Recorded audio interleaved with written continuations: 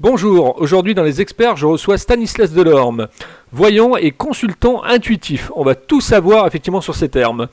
Bonjour Stanislas. Bonjour, merci de venir pour cette interview. Alors peux-tu nous parler de ton parcours pour commencer s'il te plaît? Alors, bien moi je suis consultant intuitif, en fait c'est les consultations de voyance. Et mon parcours, eh bien, ça fait plus de 25 ans que j'exerce cette activité. En fait, j'ai des ressentis depuis l'adolescence. Comme tout ça chacun, parce que je dis qu'on la voyance n'est pas un don, mais c'est une capacité qu'on apprend à développer. Après, on a une sensibilité plus que d'autres. Et donc, quand j'ai commencé, eh bien, j'ai commencé avec des tarots, des oracles. Je savais pas comment se passait le monde de la voyance. Voilà, je découvrais un peu cet univers-là. Mhm. Et donc, ça, c'était à la période de l'adolescence. Après, j'ai eu un parcours professionnel qui était un peu dans l'hôtellerie parce que à 16 ans, se dire qu'on est voyant, c'était un peu utopique. Et donc j'ai fait un parcours professionnel dans l'hôtellerie. Et après, à la fin de mes études, c'est-à-dire vers l'âge de 20 ans, eh bien, j'ai dit, je vais m'installer en tant que voyant. Donc, j'ai commencé par mettre une publicité, eh bien, sur un journal local, tout simplement, tout simple, consultation en cabinet. J'étais en province à l'époque. Mhm. Et là, à cette époque-là, eh bien, j'ai eu beaucoup de monde. Alors, j'ai été un peu surpris, un peu dépassé, parce que à mes débuts, je ne savais pas du tout comment s'organiser une consultation de voyance. Très rapidement, j'ai eu la presse locale également qui est venue m'interviewer pour des articles, voilà.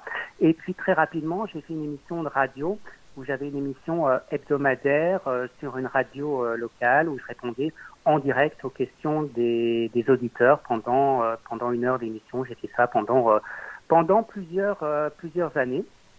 Et donc, ma vie de consultant a continué comme ça pendant de nombreuses années, pendant 25 ans, maintenant plus de 25 ans.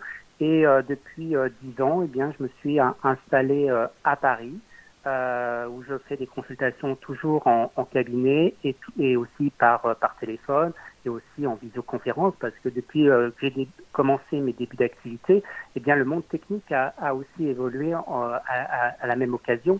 Au début de mon activité, il n'y avait pas Internet, il n'y avait pas de site Internet, donc il fallait communiquer autrement et j'ai dû m'adapter au fur et à mesure du temps avec le mode moderne et jusqu'à aujourd'hui, eh bien, où je propose des consultations bien en visioconférence, tout simplement. Voilà, un peu de télé aussi. J'ai fait 10 ans de télé sur une télé à Paris. Ça s'est arrêté il y a très peu de temps. Et voilà, tout. Et puis après, maintenant, place au projet. D'accord. Est-ce que tu as des pères spirituels? Est-ce que tu as des mentors dans ta profession?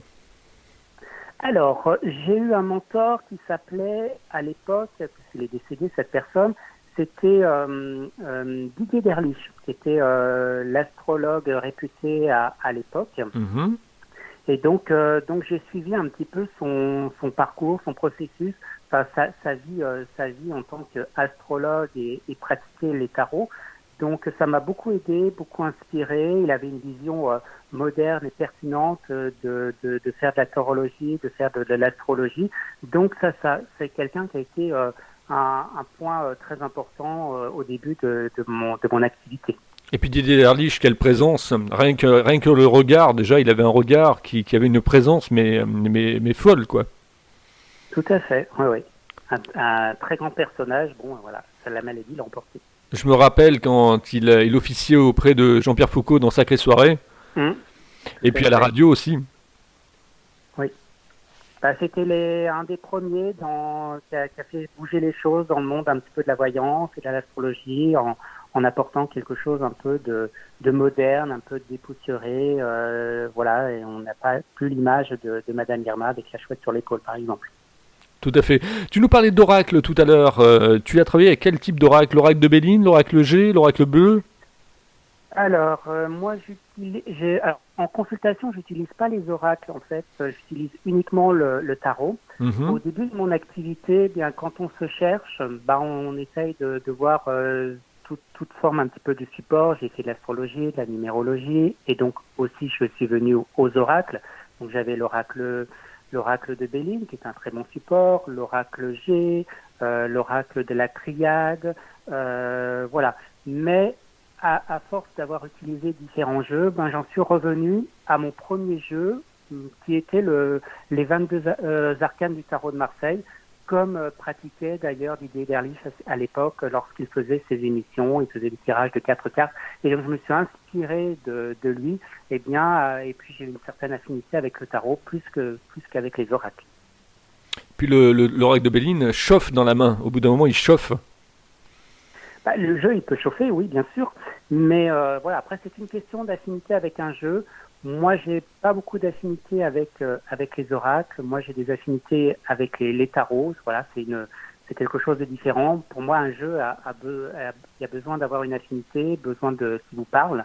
Et c'est comme ça que quand il y a des personnes qui me demandent quel type de jeu choisir, c'est une question d'affinité. Il faut les regarder. S'il y a un jeu qui vous attire, prenez ce jeu. C'est un peu comme quand on va acheter un vêtement. On a une affinité plus qu'avec un autre, ou une couleur, ou une forme. Les jeux, c'est effectivement la même chose. Tu arrives à voir, Stanislas, aussi bien dans le passé, dans le futur et dans le présent? Alors, effectivement, en consultation, alors quand il y a une personne qui vient me voir en consultation physique, aussi par téléphone, je commence par donner une tendance un peu générale. Alors, il va y avoir des éléments du passé, il va y avoir des éléments du présent. Je vais surtout faire ressortir les points les plus importants, soit les points les plus difficiles, les plus négatifs, là où peut-être que la personne vient me voir d'ailleurs pour cette problématique. Généralement, je tombe dessus, donc je tombe un petit peu sur le point sensible où la personne est venue pour me consulter. Et puis il y a des points positifs ou des événements heureux ou qui marquent la vie un petit peu de la personne, où là aussi je peux parler. Bien sûr, donc ça c'est un petit peu la première partie de la consultation. C'est souvent un petit peu les 10 premières minutes qui vont être les points importants. Si je vais cerner ou pas la personne, ça qui peut arriver. Donc soit c'est parce qu'on ne sera pas en harmonie, soit le consultant ne sera pas forcément réceptif au moment de la consultation, ou tout simplement moi qui ne serais peut-être pas forcément en forme un petit peu à ce moment-là. Après, je n'explique pas forcément toujours pourquoi ça marche et ça ne marche pas, mais généralement, quand ces 10 premières minutes marchent, après, on parle de projection de l'avenir et on va aborder le sujet où il y a quelque chose de délicat ou d'autres préoccupations, d'autres questions de la personne. Quels sont les domaines sur lesquels on te consulte aujourd'hui et quel est le type de clientèle que tu as? Alors, je dirais que les problèmes pour lesquels on consulte, je dirais que ça n'a pas changé depuis des années. Les gens ils disent on doit vous interroger peut-être plus par le travail, plus pour la santé, voilà, parce qu'on est dans une époque où il y a des problèmes de santé. Non, pour moi, c'est pas les sujets qui reviennent le plus. Je dirais en ordre premier, c'est la vie amoureuse. Après le travail, après les questions financières, et puis un petit peu la santé, même si j'aime pas trop aborder ce sujet parce que c'est pas mon domaine, je laisse ça plutôt au corps médical.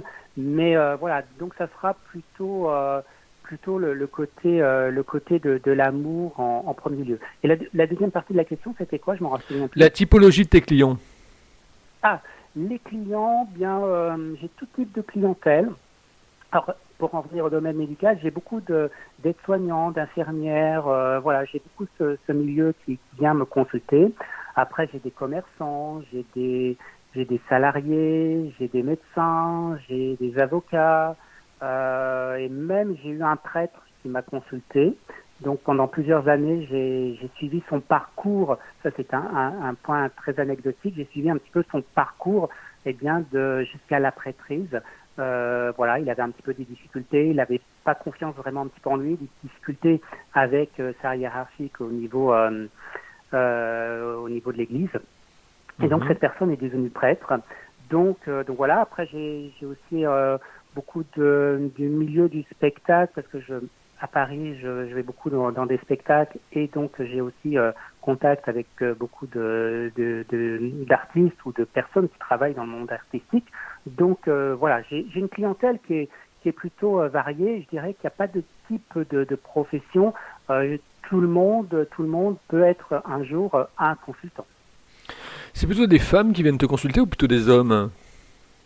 Alors, on va dire que en majeure partie, c'est des femmes, mais on n'est pas loin moitié-moitié. Les hommes consultent. Alors, les hommes vont consulter peut-être d'une autre manière, peut-être d'une manière un peu plus discrète, un peu plus structurée. La femme va consulter peut-être un peu plus dans l'impulsivité. Voilà, on sent que l'homme va être plus dans la réflexion avant de s'engager dans une consultation. Mais en fait, tout le monde consulte. Après, il y a aussi des tranches d'âge, 30, 40, 50. Voilà, c'est à peu près les tranches d'âge que j'ai. J'ai très peu de personnes en dessous de 30 ans. Ça peut arriver, des personnes très très jeunes qui ont 18, 20 ans, qui se posent des questions, par exemple, sur les études. Et quand on dépasse les 60 ans, c'est des personnes qui s'interrogent pour leurs enfants, pour leurs petits-enfants, pour leur devenir, ou qui ont des petites formes d'inquiétude comme ça. D'accord. Une journée type de travail, Stanislas. Tu te lèves le matin jusqu'au soir, qu'est-ce que tu fais? Alors, bien, moi, généralement, je dirais que quand je travaille, en fait, je dis jamais que je travaille, je n'ai pas l'impression de travailler, je dis que je suis en activité, parce que pour moi, c'est pas aller au bureau, c'est pas pointer, comme certaines personnes, donc je vais mon activité avec passion, généralement tous les jours, même le week-end. Et puis quand j'ai envie un petit peu de relâcher certains jours, eh bien je relâche. Voilà. Après, je commence mes consultations généralement vers 10 heures le matin, pour en finir en fin de journée vers 20 heures, 21 heures. Voilà. Après, j'enchaîne pas les consultations toute la journée, parce que je m'aménage du temps. Parce que entre temps, j'écris des articles, j'écris des horoscopes, j'ai pas mal de choses à faire, donc il faut que je m'aménage des plages horaires pour tout ce que j'ai à faire derrière et tous mes projets. Mhm.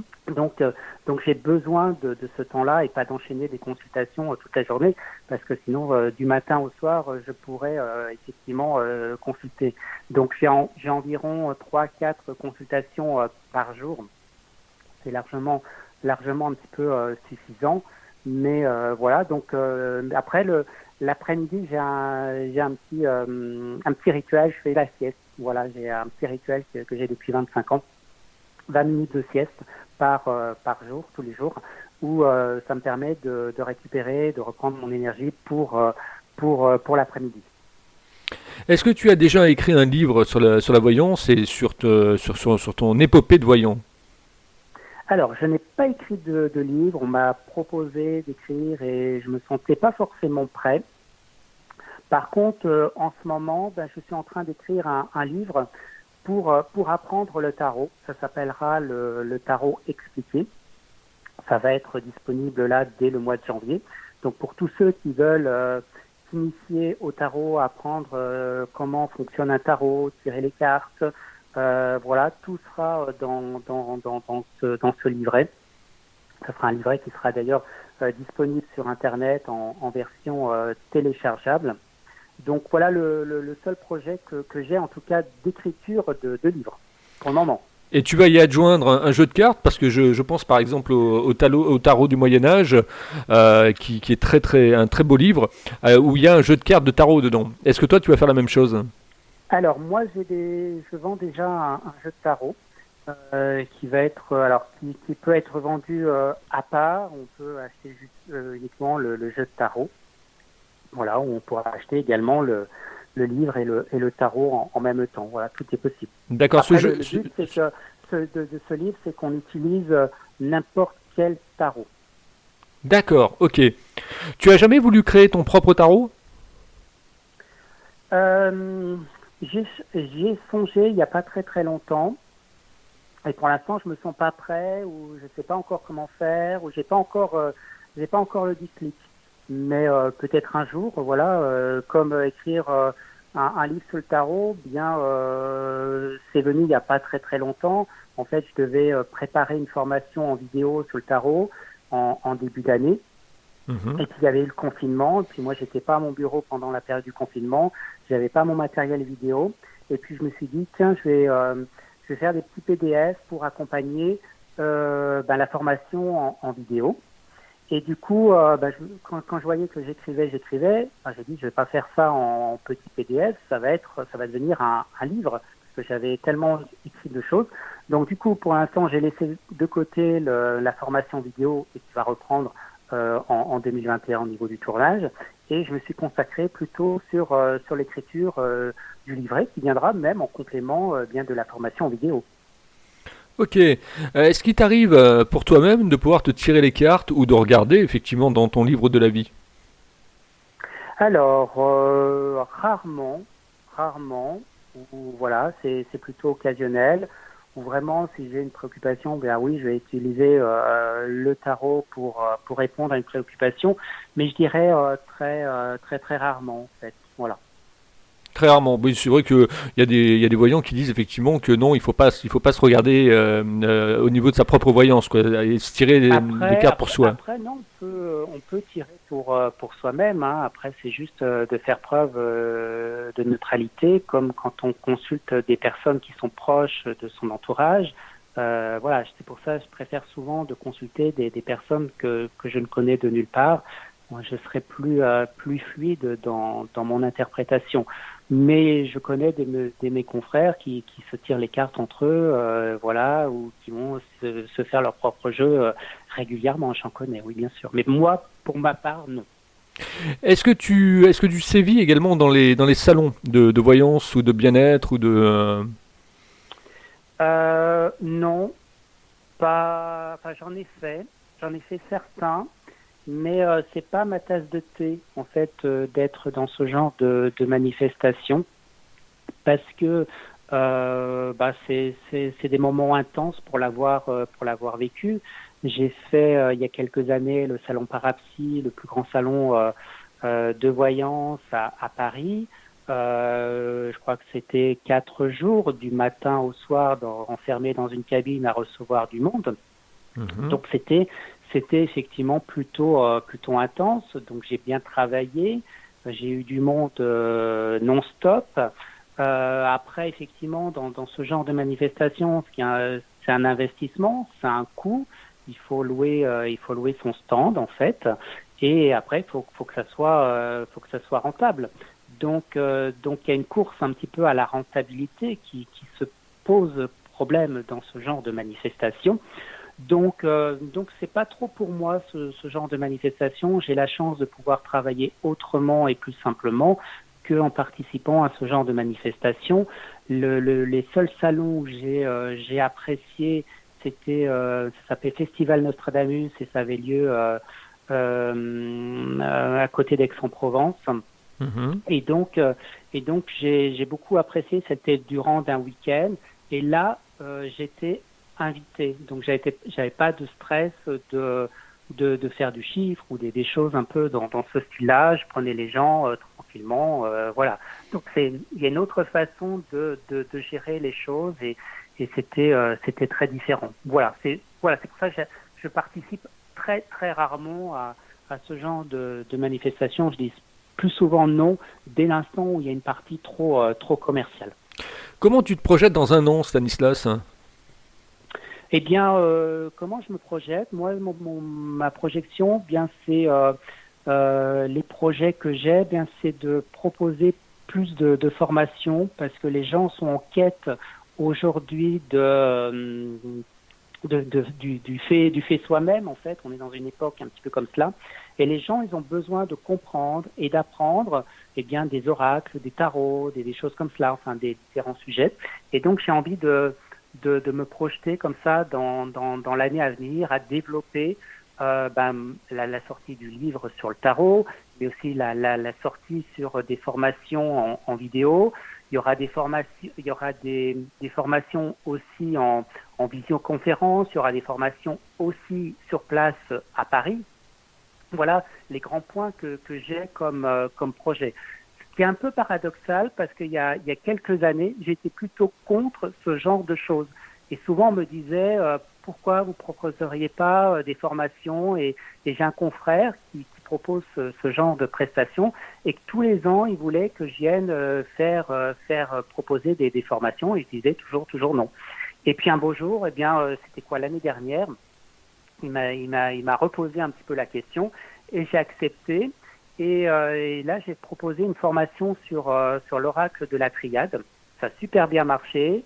Je me suis pris donc au jeu, parce que ça a été un lourd travail de préparation. Il y avait une vingtaine de personnes de présentes dans cet événement. Et du coup, eh bien, ça m'a donné un petit peu l'idée d'aller plus loin. Ça m'a plu, alors que au départ, j'étais plus à faire des consultations qu'à faire de la formation. Allez, on va terminer avec la dernière question. Comment tu trouves ma façon d'interviewer les gens, Stanislas ? Alors, en un mot, pertinent. Merci. Et je suis toujours dans la bienveillance, moi, tu vois. On me dit que je sais mettre les gens à l'aise. Donc, tu as dû le ressentir également. Oui, très, très bien à l'aise. Et les questions pertinentes, allant est l'essentiel, c'est ce qui compte. Et où on peut continuer cette discussion avec toi après l'interview, Stanislas ? Après, moi, j'ai un site internet qui s'appelle stanislasdelorme.com. Je suis également présent sur Facebook. Je suis également présent sur YouTube. Et pour revenir à Facebook, il y a un groupe Facebook pour ceux qui veulent s'initier au tarot ou parler tarot. Et le groupe Facebook, ça s'appelle Le Tarot Expliqué. Voilà, toutes les informations ont été données. Si vous aussi vous voulez être interviewé, vous me contactez sur contact@libre-antenne.fr. Notez sur vos tablettes contact@libre-antenne.fr. Le bateau amiral pour écouter les podcasts, c'est dans podcast sur www.libre-antenne.fr. Je te remercie Stanislas, tu ne quittes pas, je te retrouve en antenne.